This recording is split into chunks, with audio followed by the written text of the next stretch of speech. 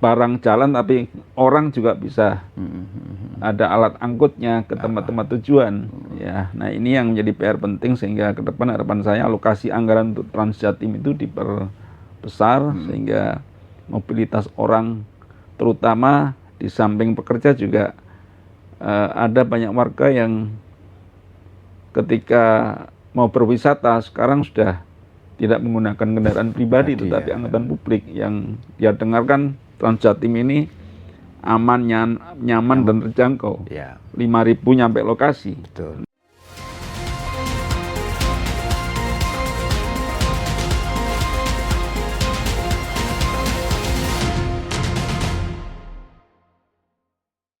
Assalamualaikum warahmatullahi wabarakatuh. Salam sejahtera untuk kita semuanya dan salam sehat selalu, Tribuners. Bertemu lagi dengan saya Mujib Anwar, jurnalis senior Tribun Jatim Network dalam acara Gebrakan Wakil Rakyat di podcast DPRD Jawa Timur. Tribuners, Jawa Timur memiliki potensi yang sangat besar untuk menjadi pusat ekonomi dan industri di kawasan wilayah timur Indonesia. Namun, untuk mencapai tujuan tersebut, tentunya infrastruktur konektivitas yang memadai dan berkualitas sangat mutlak diperlukan. Konektivitas infrastruktur yang baik dapat meningkatkan mobilitas orang, barang, dan jasa, serta meningkatkan aksesabilitas ke berbagai wilayah di 38 kabupaten kota yang ada di Jawa Timur. Ini sangat penting untuk meningkatkan pertumbuhan ekonomi, mengurangi kemiskinan, dan di ujungnya tentu meningkatkan kualitas hidup masyarakat. Nah, untuk itu di Gebrakan Wakil Rakyat kali ini kita akan mengangkat tema penguatan infrastruktur konektivitas antar wilayah di Jawa Timur. Untuk mengulas tema yang sangat penting ya bagi masyarakat Jawa Timur tersebut, sudah hadir bersama kita Bapak Haji Hidayat SAG MSI. Beliau Wakil Ketua DPRD Jawa Timur, Cak Dayat ya. Panggilan akrabnya ini adalah Koordinator Komisi D Bidang Pembangunan DPRD Jawa Timur. Beliau ini politisi senior Partai Gerindra. Di Partai Besutan Pak Prabowo Subianto ini, Cak Dayat menjabat sebagai Wakil Ketua DPD Partai Gerindra Jawa Timur. Cak Dayat terpilih menjadi wakilnya rakyat Jawa Timur dari Dapil Jatim 10 wilayah Mojokerto dan Jombang. Langsung saja kita sapa beliau. Assalamualaikum, Cak. Waalaikumsalam warahmatullahi wabarakatuh. Gimana kabarnya, Cak Dayat? Alhamdulillah sehat-sehat. Ini sibuk sekali. Tadi terima kasih, Cak Dayat, karena di antara kesibukan yang luar biasa dari menyerap aspirasi warga, ya, menyempatkan hadir di podcast Gebrakan Wakil Rakyat ini. Cak Dayat, mengapa ya penguatan infrastruktur konektivitas antar wilayah di Jawa Timur itu sangat penting, Cak? Ya, karena mobilitas orang dan warga itu ditentukan oleh seberapa mantap infrastruktur dan seberapa kuat konektivitas antar daerah satu dengan yang lain. Kalau jalannya mantap, konektivitasnya nyambung satu dengan yang lain, maka mobilitas orang akan makin tinggi. Kemudian harus diakui investor juga akan tertarik untuk menanamkan modalnya di satu daerah. Jadi ada banyak pertimbangan investor mau masuk, itu salah satunya adalah soal infrastruktur, terutama jalan. Kalau ini kan Jawa Timur ini kan wilayahnya sangat luas ya, ada 38 kabupaten kota ya kan seperti itu. Nah, apakah semua memang sudah terkoneksi ya antara misalkan jalan nasional dengan jalan provinsi serta jalan kabupaten kota bahkan poros kecamatan maupun sampai poros desa atau seperti apa? Iya, kalau terkoneksi sudah, tetapi kapasitasnya yang berbeda-beda ya. Oh, Kalau jalan provinsi tingkat kemantapan sudah menurut data yang saya akses itu hampir 93% ya. 93%. Masih ada 7% PR-nya yang belum mantap. Itu jalan provinsi. Provinsi, tetapi jalan kota kabupaten yang masih menjadi PR penting.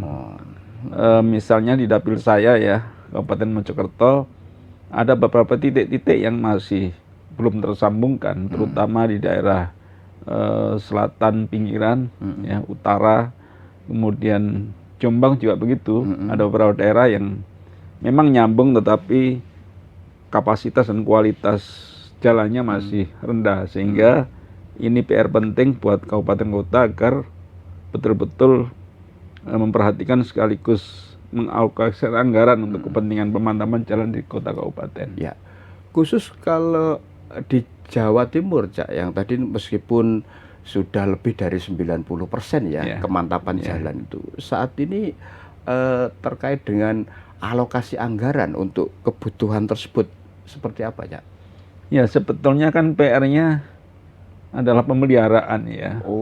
Karena hari ini kan kita masih punya pekerjaan penting soal pembatasan odol. Ya. Yang hari ini regulasinya sudah ada. Odol dilarang, tetapi faktanya masih perlu waktu dan toleransi, sehingga ada jalan-jalan nasional dan provinsi yang rusak karena kelebihan ini, beban muatan ya.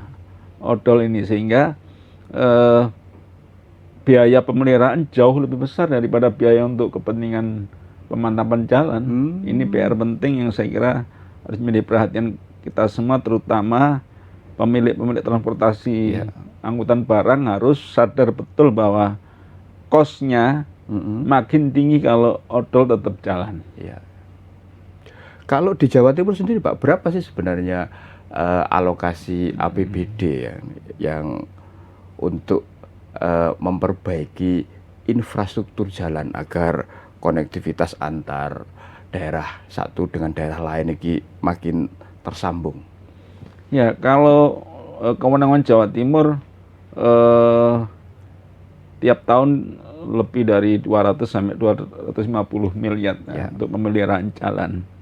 Dan ya tadi karena usia jalan makin cepat karena beban angkutan yang tadi belum normal, sehingga habis di sana. Oleh karena itu harapan saya memang dalam waktu yang cepat agar odol ini teratasi dan fokus anggaran sudah pada persoalan pemantapan jalan tadi itu, terutama lebar jalan dan ketinggian jalan. Jadi karena kalau investasi di satu daerah itu tentu melihat kelebaran jalan apakah mencukupi untuk kepentingan mobilitas mobil barang atau tidak. Oleh karena itu sekali lagi harapan saya adalah kita sudah harus mulai taat aturan, ya. Odol sudah harus mulai berbenah diri sehingga tahun-tahun ke depan sudah mulai kendaraan sudah normal kembali. Oke, Cak Dayat, mungkin bisa dijelaskan ya contoh sukses di Jawa Timur ya terkait dengan penguatan infrastruktur yang terkoneksi ini. Di mana saja ya yang paling tidak bisa dijadikan contoh lah, kan seperti itu. Ya, misalnya di Jawa Timur, di Mojokerto, di daerah Ngoro ya. Daerah Ngoro ya. Di sana ada kawasan industri Ngoro ya. Oh ya. Kawasan industri Ngoro, di mana di situ ada jalan nasional, ada jalan provinsi, tapi juga ada jalan kabupaten. Hari ini sudah terkoneksi dengan baik, sehingga mobilitas pekerja dan usaha juga cukup terlayani dengan baik. Tetapi ada wilayah-wilayah yang Ngoro industri ke arah utara itu terkadang ada luapan banjir itu yang jadi PR-nya. Tetapi di sekitar Ngoro Industri itu sudah cukup mantap. Kalau mungkin di wilayah lain ya, yang paling tidak sama seperti tadi Ngoro tadi, ada tidak ya yang bisa paling tidak dijadikan contoh ya, bahwa memang ini adalah model konektivitas infrastruktur di Jawa Timur yang perlu terus dikembangkan dan ditingkatkan di berbagai wilayah lainnya yang ada di Jawa Timur. Nah, kalau kita lihat data ya hari ini area Gerbang Kertosusilo ya. Jadi hampir Gerbang Kertosusilo itu berarti Gresik, Bangkalan, Lamongan, Mojokerto, Surabaya, Mojokerto itu ya, dan Sidoarjo ya. Hampir 75% industri itu berada di area ini. Ya. Mengapa? Tentu banyak pertimbangan ya soal pekerja, soal fasilitas dasar air, listrik dan sebagainya, tapi juga ada pertimbangan soal konektivitas, soal jalan, soal infrastruktur. Jadi di wilayah ini saya kira hari ini masih menarik buat investor, terutama soal infrastrukturnya. Jadi kalau infrastruktur ini terkoneksi, itu langsung menjadi daya tarik ya bagi para investor untuk masuk menanamkan investasinya di Jawa Timur. Ya, salah satunya itu karena biaya mobilitas barang kan besar ya. Angkutan itu berbiaya besar sehingga kalau kemudian jangkauannya jauh dan ada hambatan-hambatan di tengah jalan, tentu ini high cost dan itu dihindari oleh para investor. Nah, ya terbukti bahwa hari ini masih terpusat di Gerbang Kertosusilo. Ya. Di area-area selatan misalnya, kita masih menunggu tuntasnya JLS. Ya. Yang masih tersendat di beberapa titik. JLS ini jalur lintas selatan ya? Jalur lintas selatan, ya. Mengkonektivitaskan antara mulai Banyuwangi sampai ke Trenggalek ya. Pacitan ya. Ya, itu kan sebetulnya tujuannya kan untuk kepentingan menyambungkan daerah-daerah ini sehingga ada investor masuk. Tapi hari ini belum masuk karena apa? Karena belum tersambung. Ya. Ada beberapa titik yang masih berupa lahan-lahan keras. Ada beberapa lahan yang belum ada jembatannya. Ya. Tapi yang kita prihatinkan adalah setelah titik ini dibangun, kemudian rusak, kemudian berbiaya lagi. Oleh karena itu butuh percepatan ya. Jadi harus ada kolaborasi yang kuat antara pemerintah pusat dan provinsi. Ya. Karena kan ada 3 tugas yang berbeda. Ya. Kabupaten tugasnya adalah pembebasan lahan. Ya. Provinsi tugasnya mengeraskan jalan. Pusat membangun jalan. Ya. Nah, 3 ini masih belum maksimal, sehingga hari ini masih belum tersambung. Oleh karena itu harapan saya ya ada lama lagi tersambung sehingga ada magnet investor ke jalur selatan. Cak, kan tadi tugasnya berbeda. Kalau yang pemeliharaan masuk siapa yang berwenang? Kan tadi kabupaten kota pembebasan lahan, provinsi pengerasan, yang pusat membangun. Kalau pemeliharaan kan setiap tahun kan sering kali kan harus dilakukan pemeliharaan itu. Ya, kalau JLS kan sudah di plot sebagai jalan nasional ya, maka pemeliharaan menjadi kewenangan pemerintah pusat. Balai besar ya. Pusat, ya. Itu kan Jawa Timur ini kan punya potensi di berbagai sektor ya kan yang cukup besar ya kan, seperti itu. Ada pariwisata kan, beberapa titiknya misalkan ikonnya Gunung Bromo atau Ijen atau juga wisata-wisata yang buatan yang di wilayah Malang, Batu, serta wisata religi yang juga pengunjungnya atau wisatawan yang datang juga luar biasa. Lah, di luar itu kan juga barang atau komoditas ya dari berbagai macam sentra komoditas yang tersebar di berbagai wilayah Jawa Timur. Menurut hemat Cak Dayat ini, apakah mereka ada ada keluhan soal belum terkoneksinya terkait dengan masalah infrastruktur ini, Cak Dayat? Ya, ada banyak keluhan-keluhan ya, terutama usaha-usaha besar ya, pelaku usaha besar yang tentu mobilitasnya dan kapasitas kendaraannya jauh membutuhkan jalan yang besar pula. Nah, di samping itu adalah di samping soal jalan ya, tetapi juga transportasi publiknya juga menjadi persoalan serius ya. Ya, transportasi massalnya ya. Karena menyangkut soal mobilisasi pekerja ya. Jadi hari ini kan Transjatim masih seputar gerbang Kertosusilo. Ya. Kemudian hari ini ada di Malang, ya. Kemudian ke depan Kediri, ya. Nambah Kediri, nambah Kediri masih tahapan survei ya.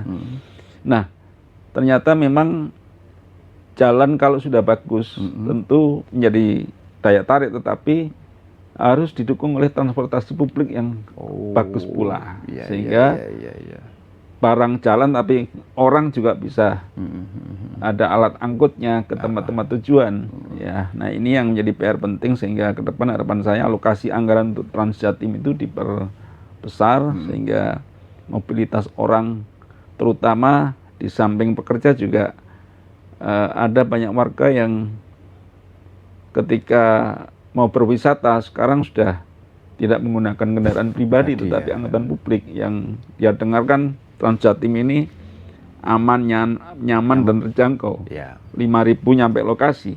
Nah, oleh karena itu perlu dikembangkan dengan serius. Kemarin saya dengar ada warga Banyuwangi sudah minta ya. Kemudian Malang sudah jalan, Kediri survei, kemudian daerah-daerah lain saya kira sudah mulai minta supaya ada Transjatim di berbagai tempat. Artinya saat ini Transjatim kan sudah melayani wilayah Surabaya, Sidoarjo, Gresik, Mojokerto, Lamongan, sampai Bangkalan juga kan. Bangkalan, Madura, dan ya. Terakhir kan yang baru ini kan Malang. Ini ternyata sudah banyak permintaan agar Transjatim juga mengaspal di sejumlah daerah lainnya di Jawa Timur. Cak, ini kan ada efisiensi anggaran. Apakah itu juga berpengaruh terhadap program-program pembangunan di Jawa Timur, baik tadi ya infrastruktur jalan maupun untuk penyiapan kendaraan massal tadi untuk mengurai atau makin meminimalkan penggunaan kendaraan pribadi? Memang ada pengurangan ya TKD kita ya dari pemerintah pusat, tapi juga kita diminta untuk efisiensi. Apa yang diefisiensi adalah hal-hal yang sifatnya seremonial, administratif ya, yang operasional, sehingga program-program prioritas terutama infrastruktur dan transportasi publik tetap tidak ada pengurangan ya, bahkan kita dorong untuk kita tambah, terutama Transjatim, karena ini adalah infrastruktur dasar yang sangat penting dan terbukti ya mendorong pertumbuhan ekonomi ya. Mobilitas orang untuk bekerja makin tinggi, berwisata juga makin berkembang dan lain sebagainya. Oleh karena itu sejak awal kita pastikan untuk kepentingan infrastruktur dan transportasi publik harus jadi prioritas dan tidak boleh ada pengurangan. Dan itu dampaknya memang multiplier effect ya, Cak Dayat? Ya, sekarang terminal-terminal sudah ramai ya. Kemudian okupansinya sudah rata-rata di atas 100% ya, terutama di jam-jam kerja ya. Di pagi hari dan sore sudah banyak yang berdiri. Di jam-jam tertentu memang standar ya, tetapi secara umum sangat bagus.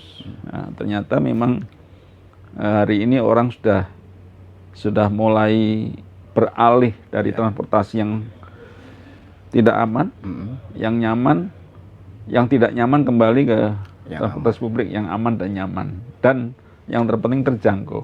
Bayangkan 5.000 kita bisa lintas kabupaten ya, ini luar biasa.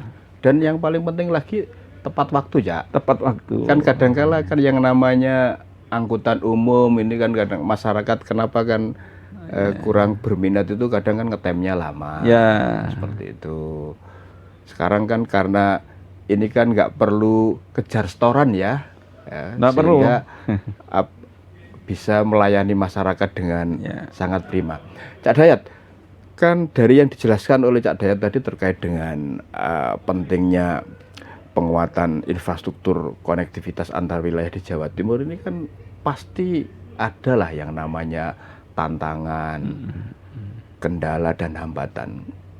Apa Cak yang paling sering lah ditemui di lapangan?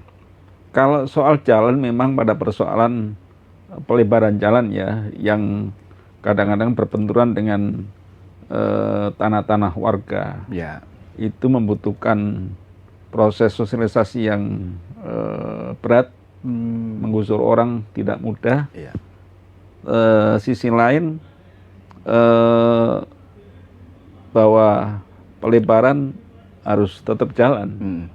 Tentu membutuhkan anggaran yang tidak kecil ya. Menggusur tanah orang itu tentu dengan konsekuensi ya harus ada apa istilahnya harga beli yang layak. Tidak boleh kemudian karena ini untuk pasum kemudian kita seenaknya harus ganti untung ya. Karena harus pindah atau rumahnya harus terpotong. Yang kedua, ketika kita gerakkan transportasi publik yang kita fasilitasi luar biasa ini, ada beberapa perusahaan-perusahaan transportasi swasta yang merasa terganggu. Sehingga ada yang dilempari orang ya, bis kita ada yang diganggu dan sebagainya. Nah, makanya kita dorong di Sub Jawa Timur untuk komunikasi lebih intensif. Kemudian kalau ada driver-driver yang memang memenuhi syarat bisa diikut di Transjatim. Ada beberapa tenaga-tenaga kerja yang misalnya kondektur, tenaga operasional terminal kita dorong untuk bisa komunikasi dengan pihak-pihak swasta. Dalam itu kan dilaksanakan oleh pihak eksekutif ya, dalam hal ini Pemprov Jawa Timur ya, Dewan selaku legislatif. Bagaimana agar program tadi yang sudah direncanakan bagus tadi pelaksanaan di lapangannya betul-betul bisa dilaksanakan dan tadi dampak yang diharapkan tadi bisa tercapai. Apa yang dilakukan oleh DPRD Jawa Timur ya, dalam hal ini Komisi D, di mana Cak Dayat menjadi koordinatornya? Ya, kalau soal jalan kita seringkali ke lapangan ya, meninjau langsung. Ketika ada pelebaran kita ketemu dengan masyarakat, apakah ganti ruginya memberatkan apa tidak dan sebagainya. Ganti untung ya tadi? Ganti untung, harus ganti untung ya. Jadi jangan sampai kemudian terjadi penyelesaian di pengadilan. Ada konsinyasi yang ya kalau sudah pengadilan ya harganya sudah standar ya, kasihan mereka. Yang kedua, kita rapat kerja, kita evaluasi. Misalnya Transjatim kemarin kan diluncurkan bis luxury ya. Di berbagai tempat. Bis luxury itu yang premium ya? Premium dengan tarif 30.000 ya per orang. Saya diskusi dengan teman-teman, kita harapkan luxury dihentikan dulu aja yang sudah ada, tapi tidak perlu ditambah. Yang penting adalah bis reguler ini yang perlu diperbanyak. Karena niat kita adalah menyediakan Transjatim untuk publik masyarakat, terutama kelas menengah dan kelas rendah. Sehingga kalau ini makin banyak, makin ada manfaatnya untuk publik. Tapi kalau luxury kan sudah tidak perlu, saya kira penumpangnya terbatas, kemudian menjangkau kalangan ekonomi tinggi, saya kira sudah tidak perlu kita fasilitasi. Yang penting adalah mobilitas orang kelas menengah ke bawah ini yang harus diperbanyak. Artinya orientasinya tidak murni profit oriented ya Cak ya, yang keberadaan bis Transjatim ini ya, tapi memang untuk membantu masyarakat ya, agar mobilitas orang ya itu bisa lebih mudah ya dan terjangkau. Harganya kan subsidi ya. Misalnya kalau Mojokerto ke Surabaya tarifnya 10.000, kita subsidi 5.000 sehingga menjadi 5.000 rupiah. Misalnya dari Sidoarjo ke Surabaya 12.000 menjadi 5.000. Jadi kita subsidi tarifnya sehingga ini meringankan harga. Berbeda dengan luxury, dia harganya sesuai dengan swasta.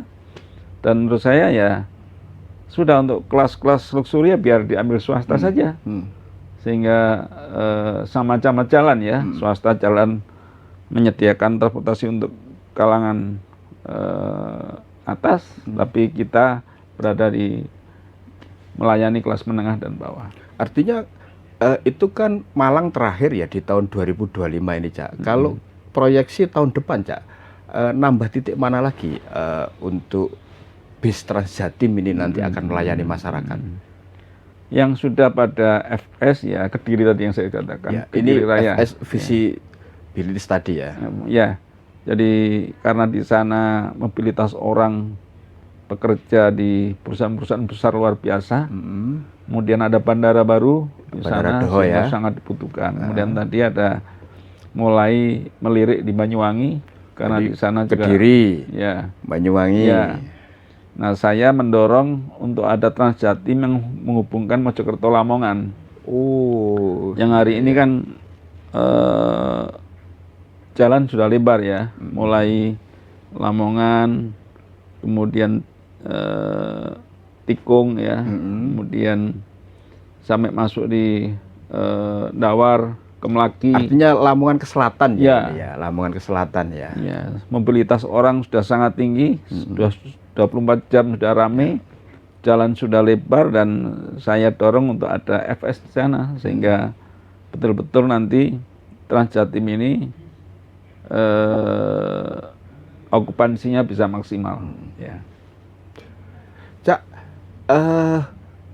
Cak Dayat kan sering ini turba ke dapil ya di wilayah Mojokerto dan Jombang maupun sebagai pimpinan dewan ke beberapa daerah lainnya di Jawa Timur. Apa sih, Cak, aspirasi ya yang sering disampaikan oleh masyarakat nih, ketika Cak Dayat turba ini kaitannya dengan masalah ini, Cak? Ya, masyarakat berharap bahwa ketersambungan antar daerah segera selesai ya. Karena hari ini kan mobilitas orang makin tinggi ya. Transportasi publik sudah ada, kendaraan pribadi makin banyak. Tentu ini aspirasi yang harus kita tangkap dengan baik ya. Orang sudah berusaha berdagang, sudah lintas kota kabupaten, ya tentu butuh fasilitas yang bagus. Nah, sisi lain ya tadi harapannya ada banyak transportasi publik yang menjangkau ke titik-titik di pelosok-pelosok kabupaten. Misalnya di Wonosalam itu kan, di sana ada wisata ya, duren ya, ada wisata kuliner, ada duren, ada susu sapi, ada macam-macam ya. Tapi untuk ke sana membutuhkan biaya yang tinggi dan hampir tidak ada transportasi publik ke sana. Nah, di samping itu juga misalnya di Jombang ya, ada banyak pesantren besar. 5 lah sana sentralnya ya. Ada Tambak Beras, ada Tepireng, ada Den Anyar, ada Darul Ulum dan lain sebagainya. Ini potensi yang sangat luar biasa ya.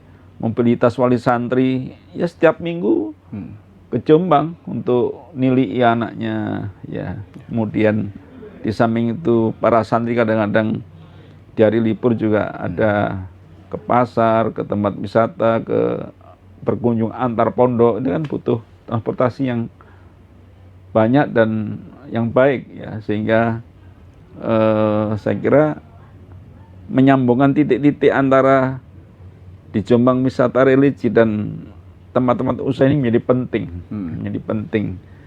Dengan begitu saya kira tadi konsepnya adalah ekonomi akan bergerak dengan masif. Kan kalau ada transportasi utama, misalkan Transjatim ini sebagai transportasi utama yang melewati titik-titik yang itu sangat penting ya bagi masyarakat sekitar.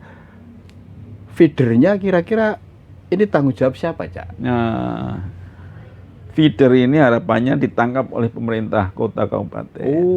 Ini yang belum terjadi dan masih butuh proses komunikasi. Jadi misalnya sekarang Transjatim kan di Mojokerto berhenti di terminal Mojokerto ya. Mojosari, Mojokerto, kemudian ke Surabaya. Tapi terminal ke Trawas, Pacet belum ada. Padahal itu jalur yang cukup penting juga kan. Orang kemudian kalau mau ke Trawas kan mikir lagi sampai terminal naik apa nanti. Mesti berpikirnya adalah kendaraan umum yang swasta ya, yang tentu tarifnya mahal. Nah ini yang diharapkan pemerintah kota kabupaten untuk merespon ini, sehingga ke feeder-feeder ini menjadi masif, bisa menjadi apa ya, alat untuk menuju ke titik-titik wisata atau ekonomi di pelosok-pelosok kota kabupaten. Artinya apa yang dilakukan oleh Pemkot Surabaya itu bisa jadi ya semacam role model ya, kan ada Surabaya Bus atau bis Surabaya. Tapi dari sejumlah terminal itu juga ada feeder ya, yang wirawiri itu loh, wirawiri Surabaya. Itu kan bisa ya dijadikan sebagai semacam role model lah untuk kabupaten kota yang lainnya agar makin terkoneksi itu untuk moda transportasi dari di mana tempat pemberhentian Transjatim ke beberapa titik penting lainnya yang itu juga bisa menimbulkan multiplier effect. Ya, saya kira jadi inspirasi ya Surabaya. Harus kita apresiasi Surabaya dan kota-kota lain bisa istilahnya ATM ya. Amati, tiru, dan modifikasi. Barangkali tidak perlu bis-bis yang seperti Surabaya, tapi melihat kondisi lokal masing-masing. Nah, saya kira ini PR penting untuk Bupati dan Wali Kota untuk merespon ini. Jadi saya kira kalau feedernya sudah luar biasa ya nanti okupansi akan naik ya Transjatim ini. Kayak model mungkin ini ya, angkutan pedesaan gaya baru. Dulu kan ada yang menghubungkan angkutan pedesaan dari kawasan desa satu ke desa lain. Cak, kalau soal konektivitas di wilayah terpencil, Cak, daerah-daerah yang mungkin aksesnya sangat sulit di Jawa Timur seperti apa ya? Apakah juga menjadi apa namanya dapat perhatian ya dari pemerintah provinsi?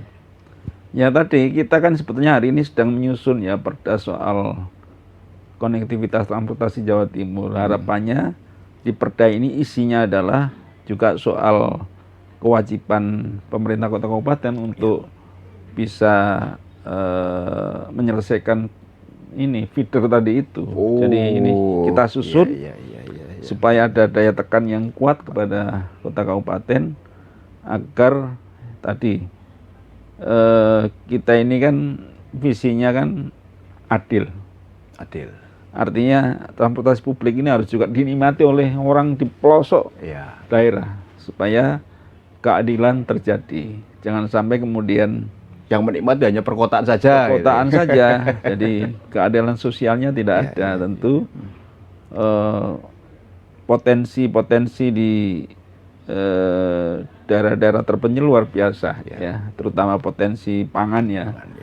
Kalau ini kemudian konektivitasnya tersambung dengan baik, saya kira tadi gerakan ekonomi sampai pelosok akan terjadi. Oke, Pak Dayat, ini terakhir, apa ini pesan dan harapan dari Cak Dayat ini agar penguatan infrastruktur yang terkoneksi ya antar wilayah di Jawa Timur itu betul-betul ujungnya itu bisa meningkatkan pertumbuhan ekonomi, mengurangi kemiskinan, dan barang ya serta komoditas itu bisa makin lancar ya dan cepat ya kan, seperti itu dari sumbernya serta meningkatkan kualitas hidup masyarakat. Silakan. Ya, saya kira salah satu poin penting di infrastruktur adalah soal kemantapan jalan ya. Jalan yang mantap akan mendorong mobilitas orang akan makin masif dan makin tinggi.